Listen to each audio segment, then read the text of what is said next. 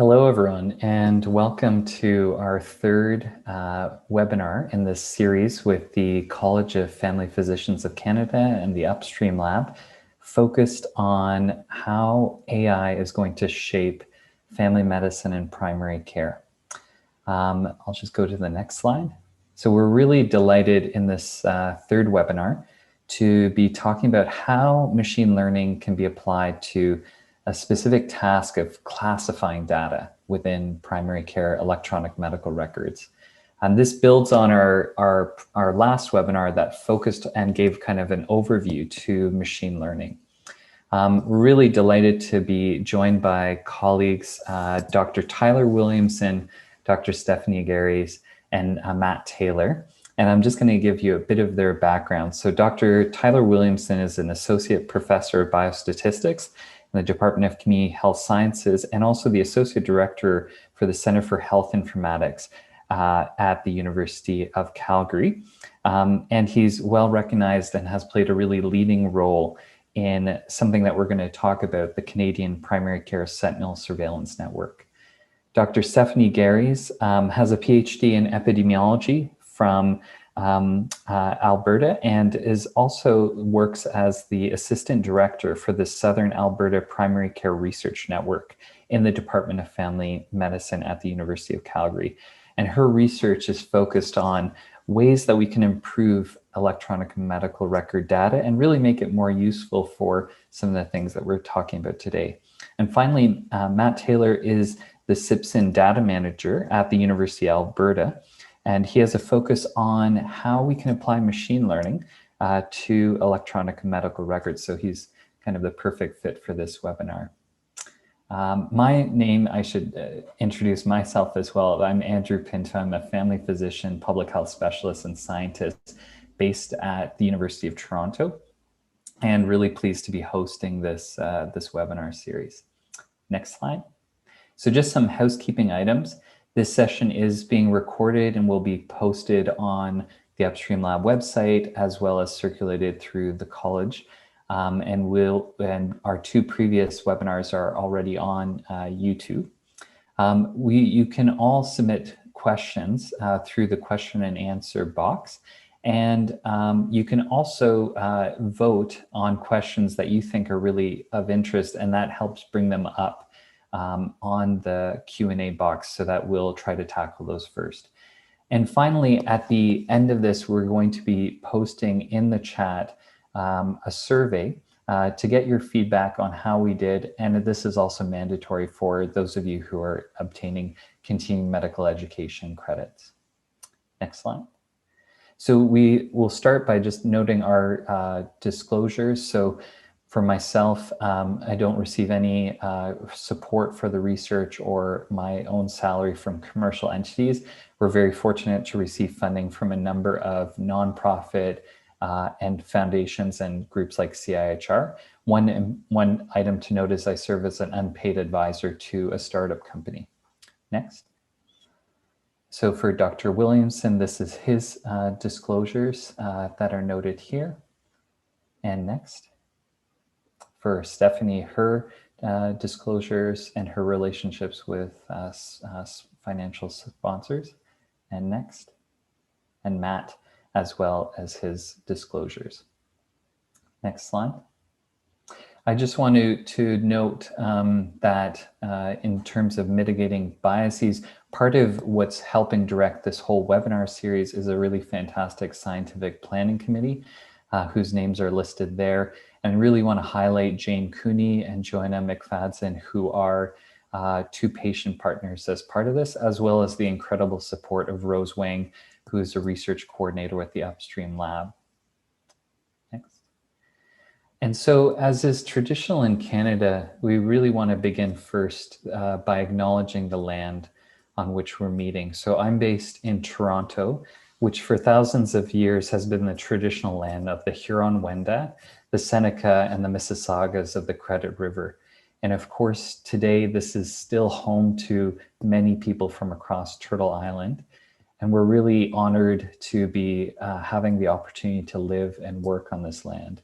And something that we try to do when we acknowledge The land is also to provide a tangible action that people can take away as well. And in this case, I just want to highlight a fantastic book called Decolonizing Methodologies that has really influenced my work over the years. I'll turn this over now to Stephanie to do the land acknowledgement for her team. Great, thanks, Andrew. So our research team in Alberta are split between two regions. So firstly, we would like to acknowledge the traditional territories of the people of the Treaty 7 region in southern Alberta, which includes the Blackfoot Confederacy, comprising the Siksika, Piikani, and Kainai First Nations, as well as the Tsuut'ina First Nation and the Stoney Nakoda, including the Chiniki, Bearspaw, and Wesley First Nations. The city of Calgary is also home to Métis Nation of Alberta, Region 3. And additionally, we would like to acknowledge the traditional territories of the people of the Treaty 6 region, the homelands of Métis people, including Region 4 of the Métis Nation of Alberta, and the surrounding Métis settlements. We would also like to acknowledge the Indigenous communities of Northern Alberta, which includes the Treaty 8 region, the Métis Nation of Alberta, Regions 1, 2, 5, and 6, and the Northern Métis settlements. We recognize and honor the rich cultural history of this place, now called the City of Edmonton, which has for centuries been a traditional gathering place for Indigenous peoples from across Alberta, BC, and Saskatchewan. So I just wanted to note for everyone attending that we have 3 remaining webinars that are going to be covering natural language processing and its use, how we can use some of these techniques for predicting where we should be putting our time and energy and resources. And then we're going to end with a discussion about ethical concerns, privacy issues, and the use of this data, and really where are we going with this field. To register for these upcoming webinars, you can go to the Upstream Lab website, and they'll also be circulated through the Canadian College for Family Physicians. And just before I turn it over to Stephanie, just wanted to really say thank you again to the presenters and for everyone attending. And to also note that these webinars are just the start of a conversation. They're meant to give all of us in primary care a sense of the methods and a sense of the language so that we become really better consumers and people who work with these tools. But this is really just the start. There's a lot more that we'll need to do to continue to look at the impact of this technology on the care that we provide. So I'll turn it over to Stephanie now. Thanks, Andrew. So Tyler, I'll jump in here really quickly. So I want to also gratefully acknowledge Stephanie and Matt, and they're joining me in this presentation today. They've been wonderful colleagues for a long time, and I sure appreciate the work that they're doing. And the reason that we're able to share this work is because of the excellent work that they're doing. So I'll walk us through the learning objectives for today and sort of set the stage before I turn some more time over to Stephanie and to Matt to talk about the nuts and bolts of what we're doing. What I hope we can accomplish today is we're going to talk a little bit about EMR data and how we're using it for secondary purposes. We're going to talk about primary care EMR data and how quality in that data influences AI. And we're going to talk about some real world examples using artificial intelligence and the methods that underpin artificial intelligence in primary care data for cleaning and all sorts of different classification problems that we'll address today. I want to set the stage by talking a little bit about some basic definitions. Perhaps these are familiar to many of you. I recognize many names on the list and the list of participants, and know that for many of you this will be second nature. But I just wanted to set the stage a little bit by distinguishing between the 3 different acronyms that we may use throughout the discussion. When we talk about an EMR, we mean an electronic medical record, and that is different and unique from a electronic health record. And it is, again, different and unique from a personal health record or a PHR. And those definitions come from InfoWay. And maybe that's all I'll say about that for now. We'll pause here because I'm really curious. One of the things that we'd like to know early on here is how familiar people are with the electronic medical records that are the data that are coming out of electronic medical records. So we've got a poll question that we'd love you to all respond to if you have that opportunity. So the question is, how familiar are you with EMR data? And what we really mean is the data that comes out of your EMR or an EMR. If you could all take a minute to respond to that, and really appreciate it. Thank you very much. Okay.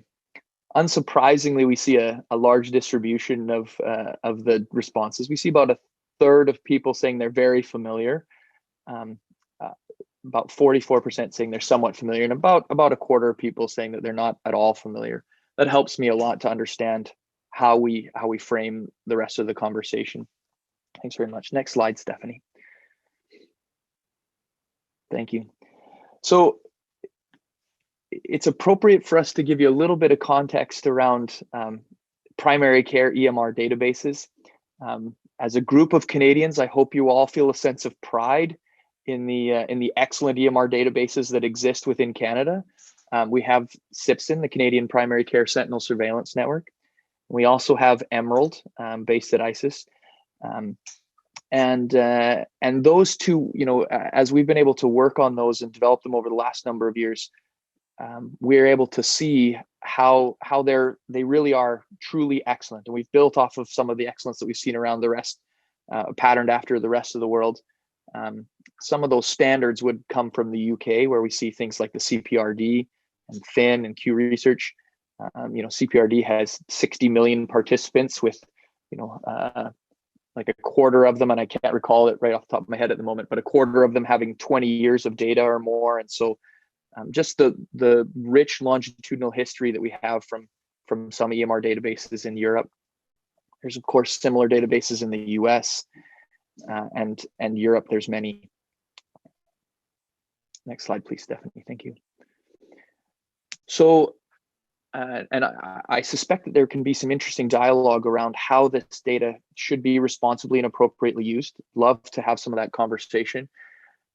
We have really sort of been motivated by the hope to be able to improve not only the information base for primary care, but to give the information back to primary care providers. We believe that being able to understand the thousands of people that you care for as a group can help you become a better clinician. So we're really motivated by that principle. Of course, primary care electronic medical record data can be used very well for things like public health surveillance, studying diseases. We've done some work around healthy weights. Unsurprisingly, you might recognize that if we use primary care EMR data, it's the biggest collection of height and weight measurements anywhere in Canada. And so if we want to understand, from a public health perspective, what that looks like, that's a good source. A topic that is particularly in the news today, vaccination, of course, is an incredibly relevant topic. And of course, it helps us to understand things like drugs after they enter the market and different things around public health surveillance. We can use it for health services research and observational studies, developing cohorts and following them through time, those types of different things. It can also help us do more clinical type of research, looking at studies of drug effectiveness and things like that. It also presents a very natural laboratory for policy and program evaluation. The other specialties, they do this so trivially, and they've got smaller groups and maybe one clinic, and it's so different. It's more challenging for us in primary care, but it does allow us to look at the effect of different policy decisions, perhaps made by governments, sometimes with or without our consultation. Those decisions are made, and we get to look at the downstream effects of them using these kind of data. And of course, always we're focused on practice optimization and improvement. We have to remain focused on giving high quality care to patients. And so, helping physicians understand where they can, so they can look at their own information, look at ways they can improve is always a valuable secondary use. So I'll pause here and we'll ask another poll. And so I'm curious to know how you've used EMR data. For many of you, that will be, for some of you, that'll be not at all, but you can select all that apply here. Any ways that you may have used EMR data in the past. So the winner, if we can call it that, the most prevalent response, of course, is practice improvement. But we see patient lists showing up regularly, research, a pretty even distribution. The generic other didn't get a lot of responses, and policy decision making. But thank you. That's excellent. Very helpful. Okay, Stephanie, over to you. Okay, thanks, Tyler.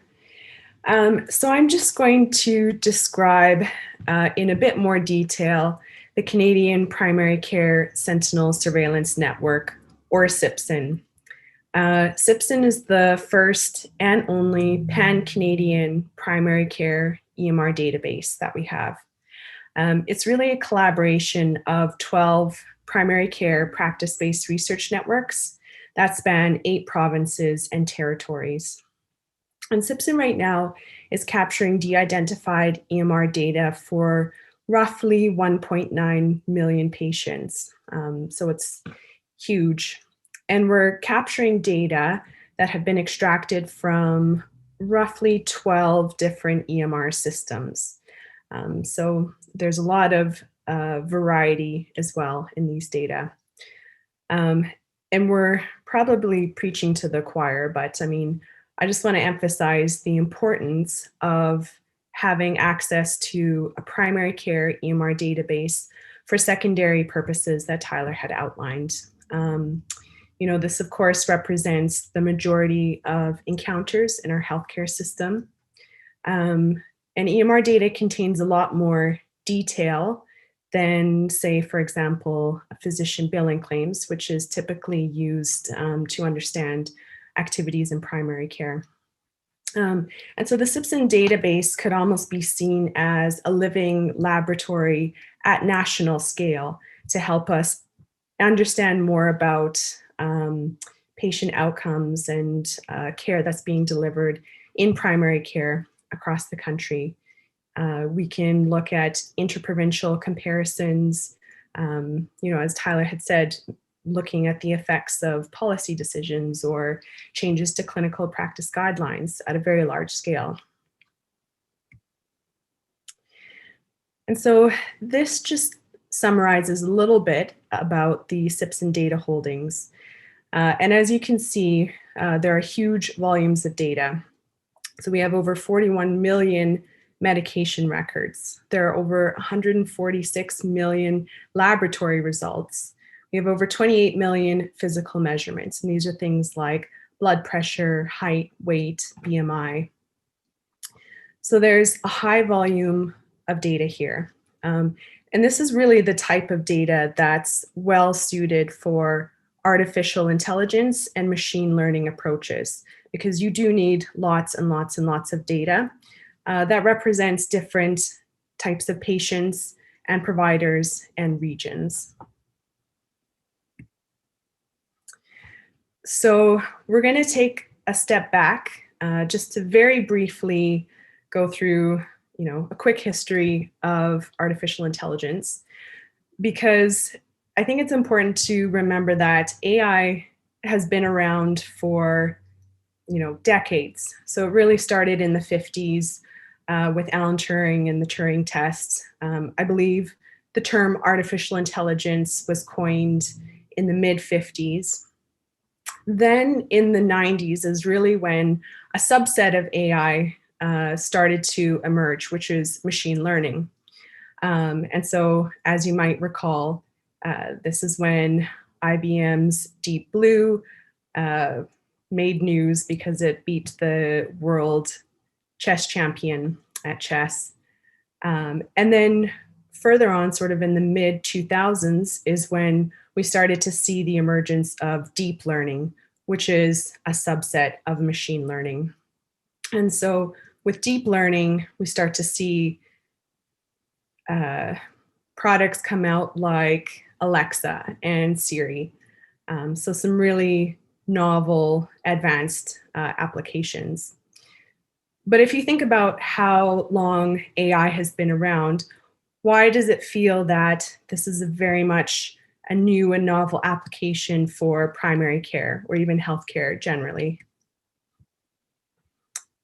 Well, so one of the biggest needs of AI is large data sets.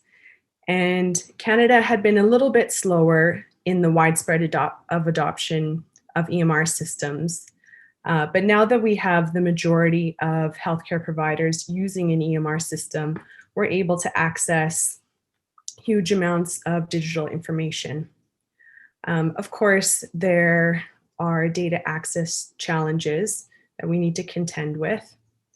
And most importantly, there are very significant patient privacy and data security considerations that we need to be thoughtful about and ensure that we're using the data in a safe way that's preserving privacy for patients. Another challenge with AI is just its ambiguity. So oftentimes AI algorithms are a bit of a black box. It's really difficult to interpret them. And when you're using AI for things like, for within a healthcare context, the stakes can be pretty high. We need to know exactly how that AI or machine learning algorithm came to its conclusion or decision. Another area is that we have a bit of a lack of data scientists who have the technical training to use EMR data, but also have the contextual knowledge to understand primary care and where these data came from. We're going to focus a little bit more on some data quality issues and how that can impact AI and its applications. And also just to point out that, primary care itself is extremely varied and highly contextual. So the AI algorithms that are developed, in a specialist setting can't necessarily just be imported to a primary care data set. So the activities that happen in primary care are really difficult to reproduce with an algorithm. And so in terms of the quality of primary care data, this is just an overview of the many different potential sources of biases and data quality issues that can exist. So for example, at a policy and system level, you have differences in remuneration across provinces and territories. There are, of course, differences in access to care and the delivery of care. You see here huge variations in what is recorded in the EMR. So whether it's data entry preferences from a practice or individual physician, or the differences in the EMR systems themselves in their functionalities and interface.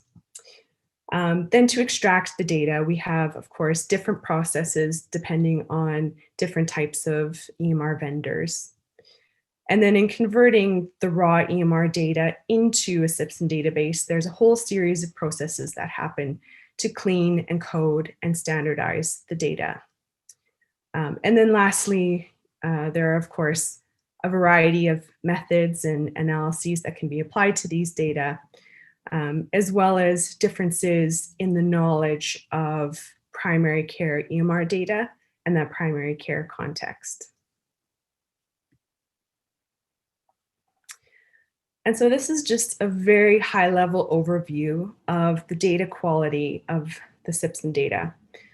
So as I had mentioned, we have a very large volume of data, and there is a lot of variation, and this occurs, at the individual provider level, practice level, EMR level, and regional level. So for some of our data holdings, we actually have very good data. So the physical measurements, things like heights and weights, BMI, they're very good, of course, with some outliers. With the physician billing claims, this is usually very well coded. Sociodemographic, we have almost full completeness for age and sex and gender, but we don't have a lot of other types of information, whether it's related to ethnicity, housing status, income, things like that. For the diagnoses and risk factors like smoking, there's a lot of free text. So it is challenging to clean that up and standardize it to be able to produce usable data. For labs and medications, it's fairly structured, but there are some cleaning and standardization that we need to do. And Matt is going to describe in a bit more detail some of the work that we're doing in this area. For medical procedures, we don't currently have a system to code and standardize these data, which are fairly unstructured. With referrals, we're not sure how complete these data are. And because our data are de-identified, sometimes the physician's name for the referral is stripped out. So sometimes we're just not able to glean any information from those types of data. And then lastly, the vaccinations and allergies are somewhat structured, but obviously require some cleaning and standardization as well. Okay, so in terms of how we can apply AI to primary care data, I mean, these are sort of the traditional areas where AI is used, and we're largely working in all of these areas as well. So a big thing for us really is cleaning and coding the data. So mapping unstructured information or text to a classification standard. Some CPSSN networks are doing information extraction from the SOAP notes or PDF documents.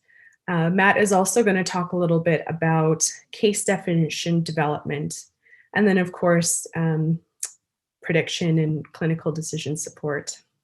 And a lot of this was covered in the first webinar of this series, and I've just provided the Jacqueline Cooper's reference for her scoping review below. Great, thanks, Stephanie. So the first example we'd like to give about how we use machine learning at CPSSN is with medication information. So, next slide. So before we can really do really interesting and innovative things with sort of machine learning like case definition, we sort of have to make sense of what comes out of the EMR in the first place. And that's not always as easy as it seems. Certainly, so if we look specifically at medications, for instance, although most EMRs, they tend to have sort of a list. So when you go to write a prescription, they tend to sort of have an auto-populated list. But of course, different vendors have different lists and they change over time. And some physicians, customize it, for instance. So they aren't that structured. So we can't just sort of look them up to see what code was meant. And certainly they don't always have a code that's that we can just simply look them up. So that poses a challenge. So here's a few sort of examples from an EMR where we can see that, as a human being, they're pretty easy to understand sort of what they represent, what was being prescribed here. But it's not so easy to sort of code.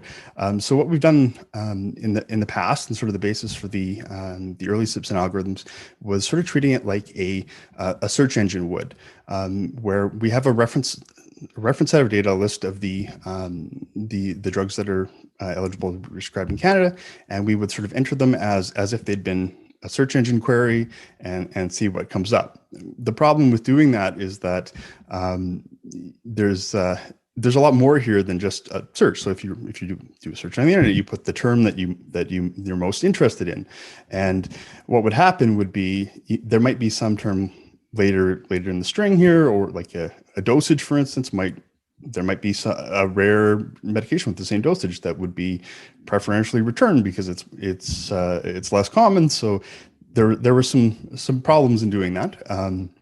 And additionally, in trying to code the medication, there may be instances where there are things that aren't medications, that it's a prescription for exercise or something. There might be cases where it's discontinued taking this instead, or is taking this. So there were certainly some challenges, and the initial one worked okay, but we have been able to improve it. So you want to go to the next slide there. So the data standard that I was talking about is published by Health Canada as the drug product database, and it's updated weekly, if not even more often. So all the medications, and it isn't, there's other things other than medications in there, but they're all sort of associated with a DIN code and available in this database that we can look up. And so what we did was use that as the basis to develop a reference set of where we would look for patterns and combinations and things like that, and search the data we had to create a sort of something we could train and validate against. And so that's what they call the supervised portion of machine learning, where we created this reference using a lot of different techniques, so that we could use that in order to train it on a larger data set and get a better result. So the unsupervised portion of it, we use a library called FastText, which was developed by Facebook Research, actually, for evaluating text, and certainly they have big usage of that. But what it works really well for is something called embedding word vectors, and that's complicated, but really what it means is you pick some arbitrary number of dimensions and train it, and it learns, much like a human being, but you train it by feeding it examples of text. And so it would learn the associations between this word might commonly come after another word, the sort of relationships there. And in particular, this library in particular actually would can understand sort of subword information, which is quite useful in medications, because as you know, you can almost see the name of medication you've never heard of and know it's a medication just by the number of consonants in it or something, right? So it's quite useful that way. But so we're able to train using a big data set of millions and millions of unique strings of records, and they may only be different in that. That it might have been twice a day instead of 3 times a day or something like that, but we're able to train on it. And so this model would sort of build an understanding of the context that you'd have, and certainly the context in doing this is really important. There's a lot of medication strings with 3 in it, and and it doesn't generally matter, but it does if it's Tylenol 3, right? So that there are cases where even if a word is really common, the neighbors matter a lot as far as what it means for the ultimate sort of outcome of doing this. So we're able to take the big data set that CPSSN has and train the model on it, and then sort of combine the two and create a classifier. So a classifier, it's really just a big mathematical equation that you can point at one of these medication strings, and it'll tell you what code it is, and which is impressive. I mean, there are about 2,300 codes that we code for, and it's the ultimate result is quite good, and it's human-like performance. It's really impressive. And it's really fast too, which is a problem with our own, because when you have 2 million records to code, you want it to be done sooner than later. So that's our medication cleaning, and of course, having these clean meds means that we can find, So there's one case, for instance, where a physician was wondering why CPSSN was able to find more patients taking a certain med, and what we found was that because we can code it, we're not just looking for the brand name. We found some generic ones, and So it is quite useful in even just this very sort of simple step of, here's a string, I want to understand what medication this represents. It still is quite useful for, if that was embedded in the EMR, suddenly you'd be able to find more patients who are taking certain med that you might not have otherwise found. So it's there are some very practical and very immediate applications of just being able to code the very simple things that are typically entered into an EMR. And certainly, while there is some focus on trying to help physicians to enter things in a more structured way so that the EMR can make use of them, really technology is growing fast enough that I think the solution is more that we just sort of understand what goes in rather than trying to sort of bend practice to work in a way that helps technologists. So the next example we have, and once we have these codes, is for disease classification. So why do we need these? Certainly, whether it's we want to monitor how we're doing in treating someone, treating our group of patients with a certain condition.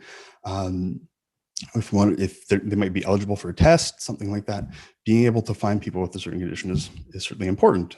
I know most physicians sort of remember, but it's good that you're able to track down everyone. So in order to do that, if you're sort of naively sitting in an EMR, you might look for you might search for words in a chart note. You might look for so diagnosis codes that might be in billing or hopefully in a problem list, which are quite easy to find. Generally, that's who you'd find if you were searching with EMR type functionality.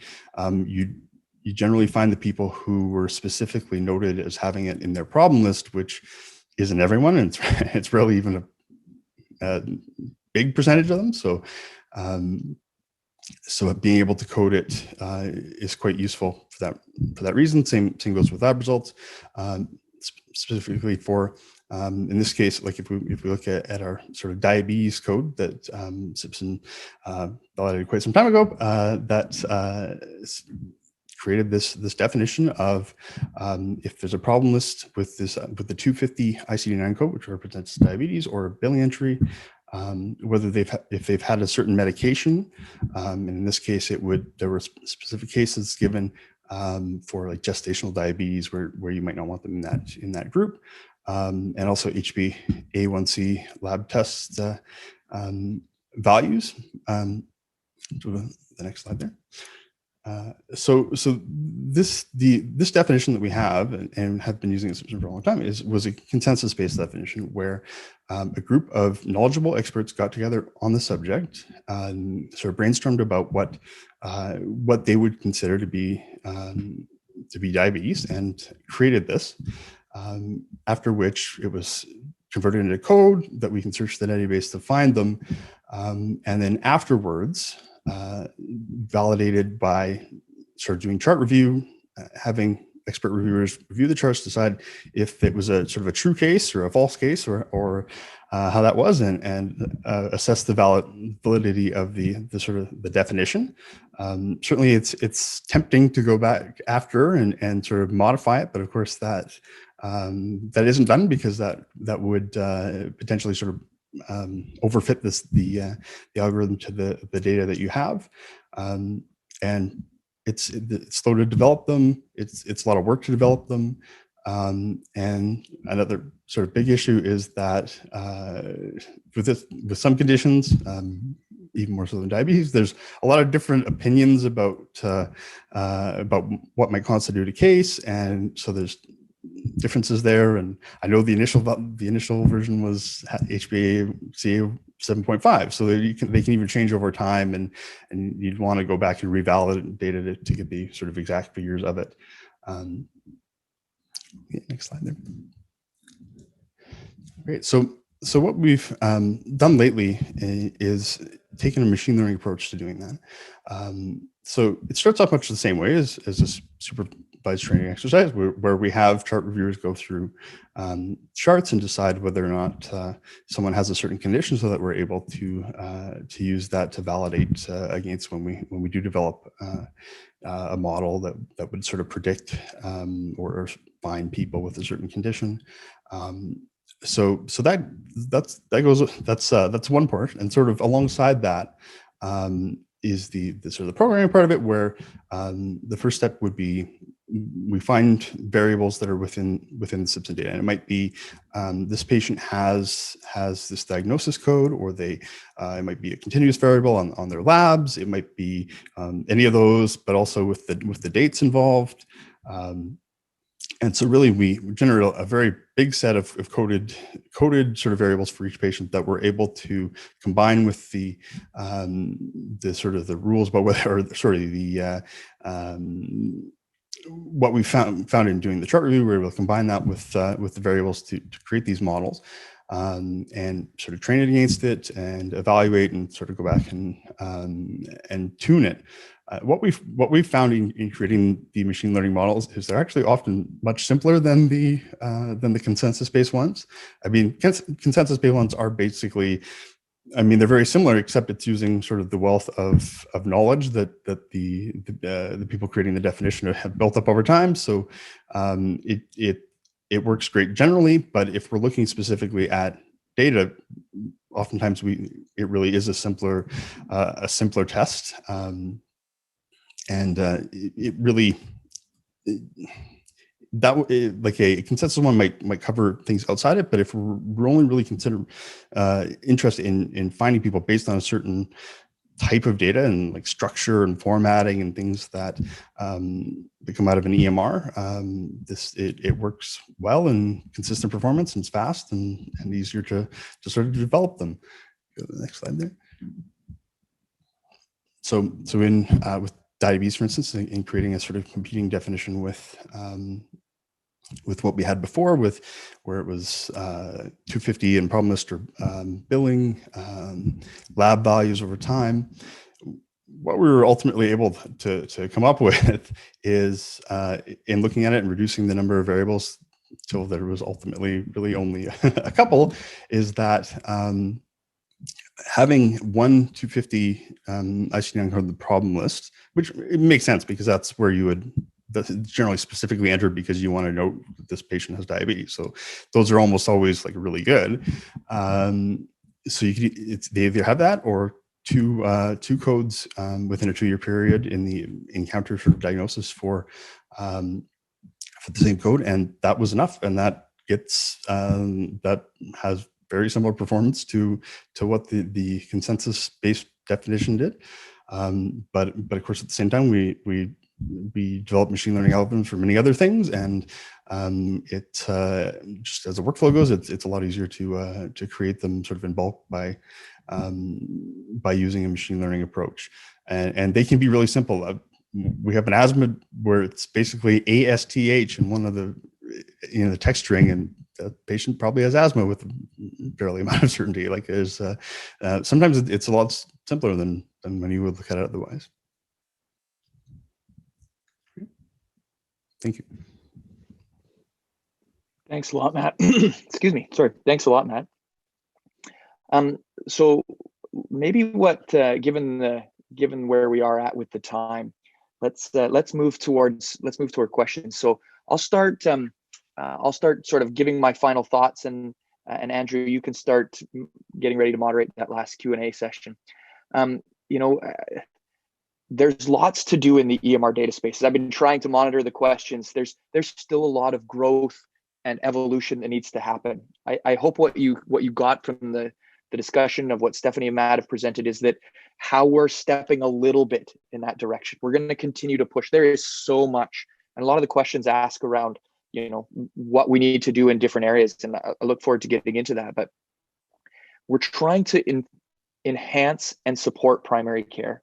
We're trying to make EMR data better, more usable, and we think that there are opportunities to make clinical workflow better, all those kinds of things. But we've got to have primary care involved. It is essential that if we're going to get value for this into the primary care space, it can't all be imported from applications and other specialties into primary care. If we're going to have any use of this in any meaningful way, we've got to have primary care involved from the beginning. We know this. This isn't new information to us. We can't do research on primary care in subspecialties and then try and import it all into primary care. We need to, it's the same in AI applications as well. So maybe with that thought, we'll pause here and go into the questions, Andrew. Thank you so much, Tyler, Stephanie, and Matt,